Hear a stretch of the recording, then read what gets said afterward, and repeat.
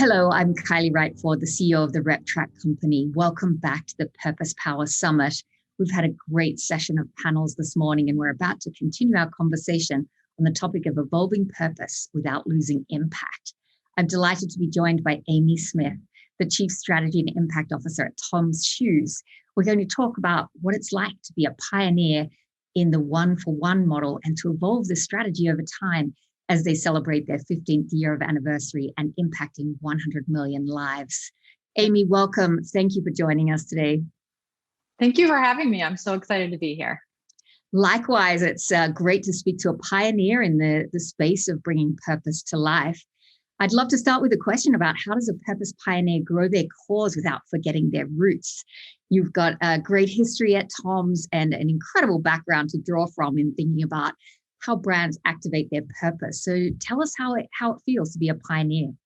Well, that's very kind. We are excited to be part of the movement of bringing profit and purpose together and really ensuring that there is a way for companies to engage in purpose in a meaningful way. And so we're very proud of the work we've been able to do. We turned 15 this year, and we're celebrating supporting 100 million lives through our impact work. So it is a proud moment, but it's also a reflective moment. It's also a time for us to really be thinking about what's next and what have we learned along the way, and how do we take that next step in the purpose space. And so although we were on, maybe the front end of this purpose space and certainly on the front end of the one-for-one model, we are just proud to be part of the movement and so excited that so many more companies are coming along and really making purpose a core component of who they are and why they exist.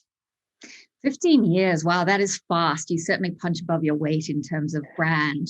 And certainly when we did our first Purpose Power Index last year, Tom's was right at the top of the pack and has a very good track record on purpose. It was remiss of me not to mention explicitly the one-for-one model, since you're so well known for that. Can you just remind us of how that all came about? Yeah, absolutely. Our founder, Blake Mycoskie, was the heart and soul of this organization for a long time. And really, he was a guy who was traveling the world and saw a need and wanted to do something sustainable about it. And so that need happened to be in Argentina, and it happened to be children that didn't have shoes. And he thought, when I get home, I'm going to ask my friends to sort of gather up their shoes and we'll send them over.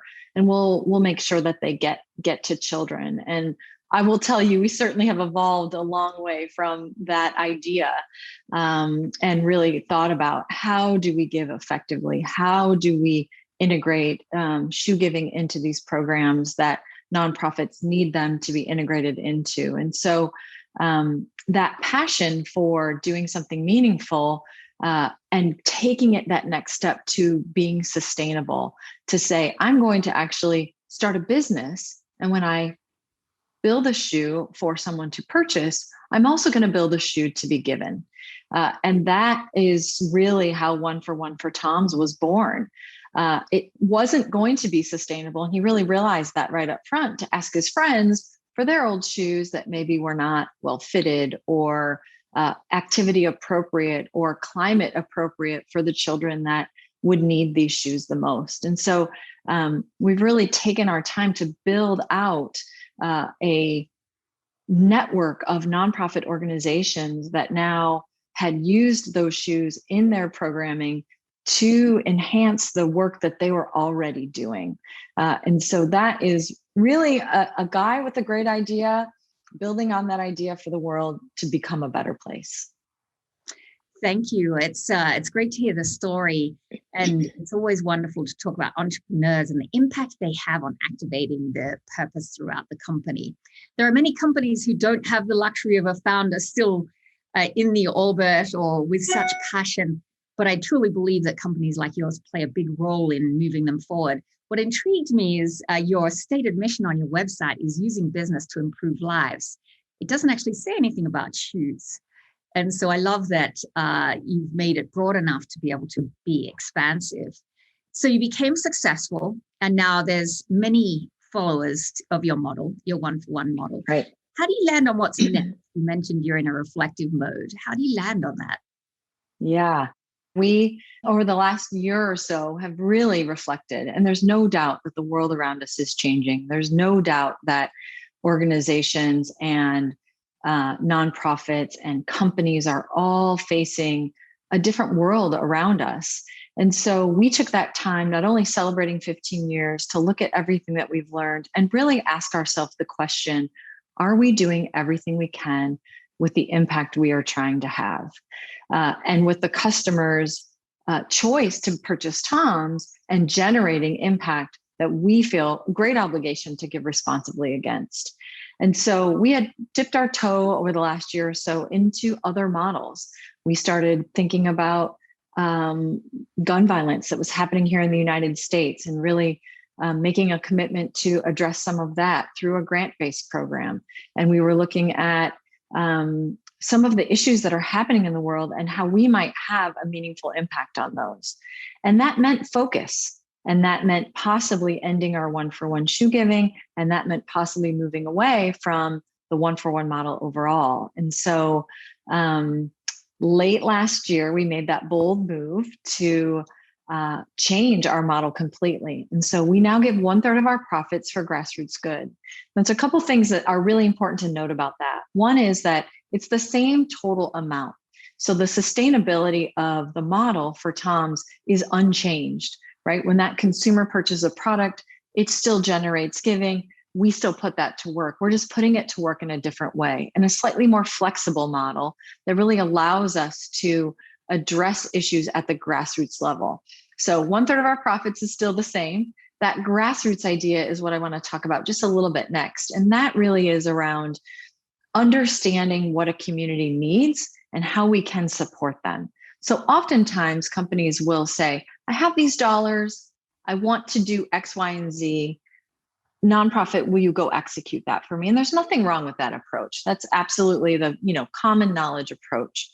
Tom's is taking the initiative to really flip that idea on its head a little bit, because there are community leaders and organizations in local communities. They know what the issues and challenges facing that community are.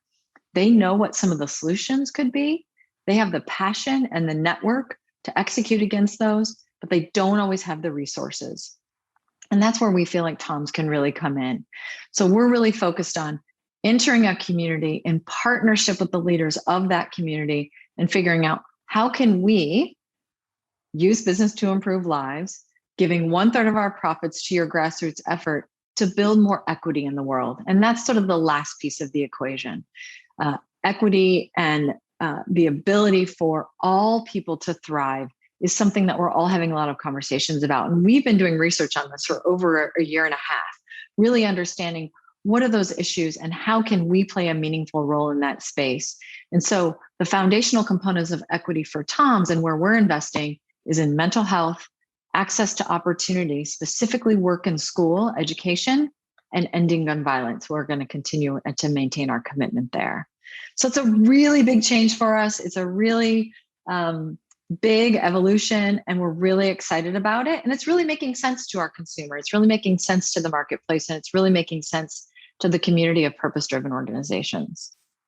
Wow, that is a big shift. And strategy is a long game. You have a hard role. You must have done a lot of stakeholder conversations along the way. You mentioned 1.5 years is how long you've been thinking about it. Was the decision a build up or a very fast one once you'd actually done the research to pivot to this give back model? Yeah, I think in the research phase, we went down a few rabbit holes and came back up sort of saying, that's not the right fit for us, right? Because we really wanted to think about where can we have the greatest impact? What have we learned over 14 years? What's going to resonate for our consumer? And how can we all get excited about the impact that we're having, right? There's a lot of people that were really passionate about the one-for-one model. And so how can we say, and where can we have impact where maybe others aren't showing up as much, especially in the corporate space? Mental health is a huge topic and a huge issue for so many, where all of us are having lots of conversations about that. Access to opportunity, right? When you have the ability to go to school or get a job, you feel much less hopelessness. And that takes you away from maybe making bad choices and ending up in a situation where there might be gun violence involved. or ensuring that you have strong mental health. And so all three of these areas, although they might feel disparate, they're really intersected and they really impact one another. And so it's been a really thoughtful process. We've talked to customers, we've talked to partners, we've talked to our employees, we've talked to research experts, right? To really make sure that we were implementing something that was sustainable, that was thoughtful, that was exciting, that was going to have a meaningful impact, and that was going to resonate for our consumers. It was quite the game of Tetris for a year or so there. I'm sure. As a student of strategy and lifelong pursuit on getting leadership aligned behind the strategy, I applaud you for getting there. Far from feeling disparate, those three areas to me feel big enough that you could work on them for many years so they'll have longevity. And actually being purpose-driven requires the longevity piece. It also requires authenticity. So what advice do you have to other companies that are trying to find their authentic voice in unleashing their purpose? Yeah, that's such a great question. It's one we ask ourselves all the time. And so I think you use the word authenticity, but I think in order to be authentic, you do need to do your homework. You do need to understand, why are you having the impact you're having? What problem are you trying to solve or contribute to in a meaningful way? And then how do you tell that story most effectively to your consumer and with your impact partner? So we do, as often as we can, sort of pass the mic to them. How do we give them our platforms to tell their story? They're the best storytellers of their story. So if we can provide the platform for doing that and really help them capture that, not only is it valuable to them for the long term, but it's the best way for us to help our customers understand what is happening in their community and how are they addressing those issues and why are we choosing to fund them. So, look, there's always going to be people who are cynical. There's always going to be people who maybe think you can do it better. And we have always been I love your comment about being a lifelong learner, right? We've always said, when there is criticism, let's take that seriously. Let's look at it. Let's try to learn from it. And let's ask ourselves, are these things happening? Are some of these negative things happening? And make sure that we're addressing that.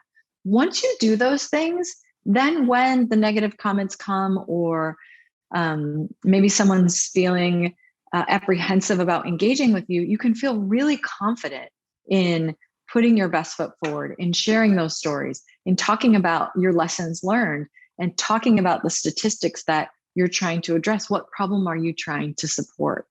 And it makes that a lot easier. And of course, there's always going to be a negative voice out there. And I think at that point, you just sort of overlook them and keep going. Yes, it's important not to be swayed.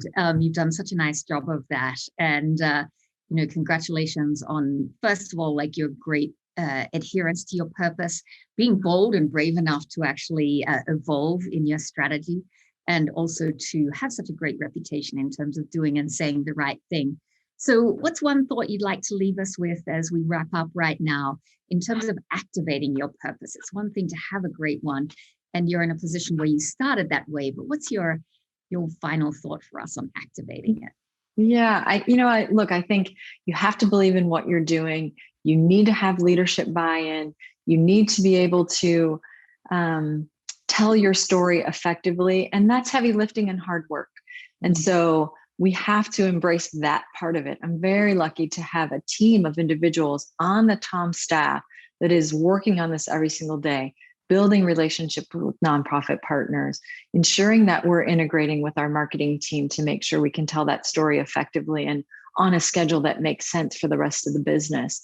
These are things that I hope more companies invest in inside their organizations so that we can be that much more effective with the impact we're all trying to have, right? You think about so many more purpose-driven brands out there. If we added up all the impacts that we're able to have together, are we really making a powerful difference? And so coming back and asking yourself that question all the time, I think has really gotten us to this new place for Tom's. And so I would encourage folks to continue to ask themselves that hard question and continue to do the heavy lifting and hard work in order to have true and meaningful and authentic impact. Thanks, Amy. And thank you so much. Honesty is always the right thing to do when you're trying to get to the heart of big problems. Congratulations on impacting 100 million lives on the first 15 years. And we wish you the best for the rest. Look forward to following the story closely. Thank you. Thank you. It's been a pleasure to be with you.